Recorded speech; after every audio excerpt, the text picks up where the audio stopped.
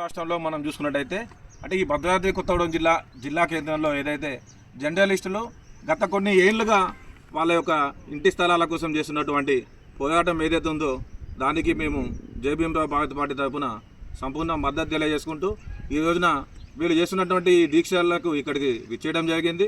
దీని ఒక ముఖ్య ఉద్దేశం ఏంటంటే గతంలో మనం చూసుకున్నట్టయితే ఇదే స్థలాన్ని జర్నలిస్టులకి కేటాయిస్తామని చెప్పి అందరి పేర్లు కూడా తీసుకున్నారు.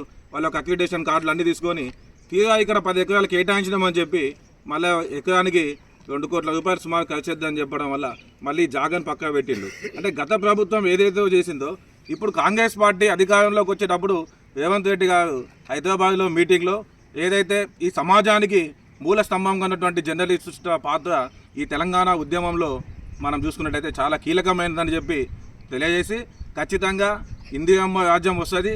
ఈ తెలంగాణ రాష్ట్రంలో కాంగ్రెస్ పార్టీ అధికారంలోకి వచ్చినాక ప్రతి ఒక్క జర్నలిస్టు సోదరుడికి అందరికీ కూడా ఇంటి స్థలాలు కేటాయిస్తామని చెప్పి నేటికి సంవత్సరం దాటిపోయినా కూడా ఇప్పటి వరకు అసలు ఊసే లేదు. నిన్నటి రోజున మనం చూసుకున్నట్టయితే బడ్జెట్ సమావేశాలలో పెట్టినప్పుడు కూడా ఇప్పటి వరకు కూడా ఈ జర్నలిస్టుల ఇంటి స్థలాల ప్రస్తావన ఎక్కడ కూడా తీసుకురాకుండా ఎప్పటికప్పుడు మభ్యపెట్టే ప్రయత్నాలు చేస్తున్నారు. కానీ ఈ యొక్క సమస్యను పరిష్కరించాలనే చిత్తశుద్ధి పాలకులకు లేకపోవడం నిజంగా చాలా దౌర్భాగ్యకరమైన పరిస్థితి. ఎందుకంటే ఈ రోజున జర్నలిస్టులు రోడ్డు మీదకి పోయి వాళ్ళు పని చేసుకొని వస్తే చాలంటే యాజమాన్యాలు కూడా జీతాలు ఇవన్నీ పరిస్థితి ఉన్నది. కాబట్టి ప్రభుత్వం సానుకూలంగా స్పందించాలి.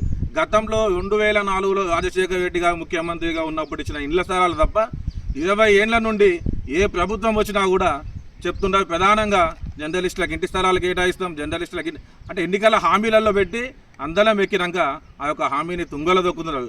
ఇది సరైన విధానం కాదు. ఇప్పటికైనా రాష్ట్ర ప్రభుత్వం తక్షణమే స్పందించాలి. తెలంగాణ రాష్ట్రంలో ఉన్న జర్నలిస్టులు అందరూ కూడా ఇంటి స్థలాలు కేటాయించాలని చెప్పి మేము డిమాండ్ చేస్తున్నాం. లేనిలా భవిష్యత్తులో చేసే ప్రతి ఒక్క కార్యక్రమానికి మా వంతుగా సహాయ సహకారం అందిస్తామని చెప్పి మద్దతు తెలియజేస్తామని చెప్పి